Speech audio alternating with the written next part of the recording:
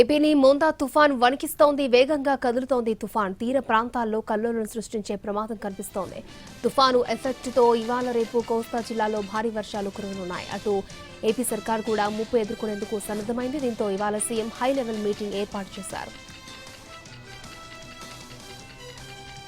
తిరుపతి జిల్లా నకిలీ మద్యం తయారీ కేసులో ఇవాళ 9 మంది నిందితుల పిటిషన్స్ పై కోర్టులో విచారణ జరగనుంది. A1 Janardhan, A2 Jaganmohan, A4 రవిలతో మిగతా నిందితులు బెయిల్ పిటిషన్లు దాఖలు చేశారు. పిటిషన్స్ పై ఇవాళ విచారణ జరపనుంది న్యాయస్థానం. ఇప్పటికే నిందితులు జైల్లో ఉన్నారు.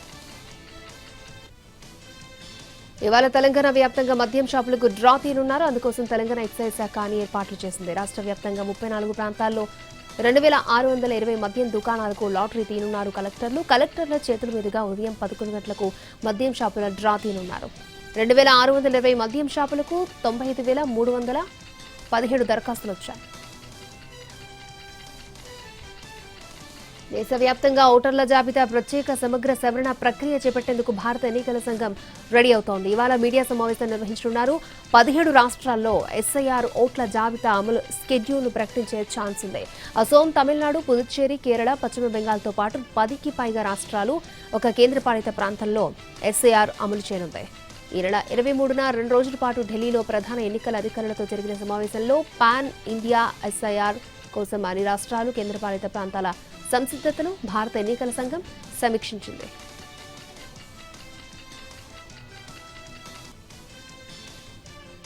హరీష్ రావు వ్యాఖ్యలకు కౌంటర్ ఇచ్చారు కాంగ్రెస్ ఎమ్మెల్సీ అద్దంకి దయాకర్. జూబ్లీహిల్స్ ఎన్నిక రాగానే బాంబరుదులు కొత్త డ్రామాలు స్టార్ట్ చేశారని సెటర్ చేశారు.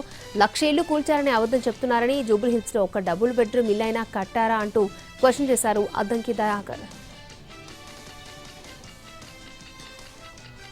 తెలంగాణలో నవంబర్ 3 నుంచి ప్రైవేటు కాలేజీలు నిరవధికంగా బంద్ చేయాలని ఉన్నత విద్యాసంస్థల సమైక్య జనరల్ బాడీ మీటింగ్లో నిర్ణయించింది. నవంబర్ 1 లోపు 900 కోట్ల ఫీజు రియంబర్స్మెంట్ బకాయిలు విడుదల చేయాలని తెలిపింది. లేని పక్షంలో నవంబర్ 3 నుంచి ప్రైవేటు కాలేజీలు నిరవధిక బంద్ పాటిస్తాయని ఉన్నత విద్యాసంస్థల సమైక్య చైర్మన్ రమేష్ బాబు తెలిపారు. తెలంగాణలో సెటిల్మెంట్ల ప్రభుత్వం నడుస్తోందంటారు కేటీఆర్. దండుపాళ్యం బ్యాచ్ రాష్ట్రాన్ని పాలిస్తోందని విమర్శించారు.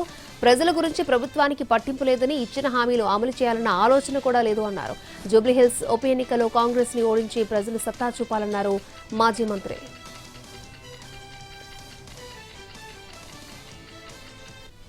బీఆర్ఎస్ ఏకపక్షంగా నిర్ణయం తీసుకుని తనను పార్టీ నుంచి సస్పెండ్ చేసిందన్నారు కవిత. ప్రస్తుతం తాను బీఆర్ఎస్ లో లేనని తెలిపేందుకే ప్రజల్లోకి వచ్చారన్నారు కవిత.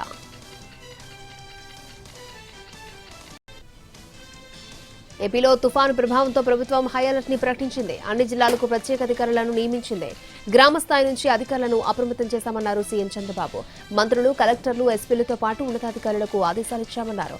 అన్ని శాఖల సమన్వయంతో పనిచేసేలా సన్నద్దం చేశామని తెలిపారు సీఎం.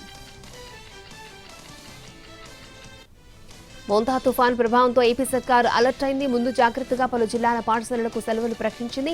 తుఫాను టైంలో తీసుకోవాల్సిన చర్యలపై అధికారులు దృష్టి పెట్టారు. కృష్ణా జిల్లాలో నేటి నుంచి 29వ తేదీ వరకు సెలవులు ప్రకటించారు. అటు తూర్పుగోదావరి జిల్లా, అన్నమయ్య, కడప జిల్లాలో కూడా నేడు, రేపు తేదీల్లో సెలవులను ప్రకటించారు. వీటితో పాటు వరద ప్రభావిత జిల్లాల్లో పరిస్థితిని బట్టి సెలవుల్లో మార్పులు చేర్పులు ఉంటాయని తెలిపారు అధికారులు.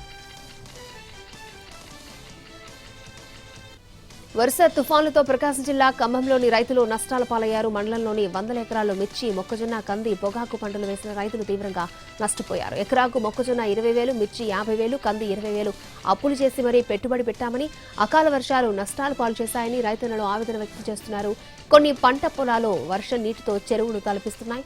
పంటలు వేసి ఆర్థికంగా నష్టపోయిన రైతులను ప్రభుత్వం ఆదుకోవాలని స్థానిక రైతులు కోరుతున్నారు. ఢిల్లీ నుంచి లక్నో మీదుగా గోండా ప్రాంతానికి వెళ్తున్న ఏసీ స్లీపర్ బస్సులో మంటలు అంటుకున్నాయి. రవి టోల్ ప్లాజాకి 500 మీటర్ల ముందు బస్సులో అకస్మాత్తుగా మంటలు చెలరేగినట్లుగా అధికారులు తెలిపారు. దీంతో ప్రయాణికులు భయభ్రాంతికి గురయ్యారు. వెంటనే అలర్ట్ అయిన డ్రైవర్ ప్రయాణికులను అందరినీ కిందకు దించేశాడు.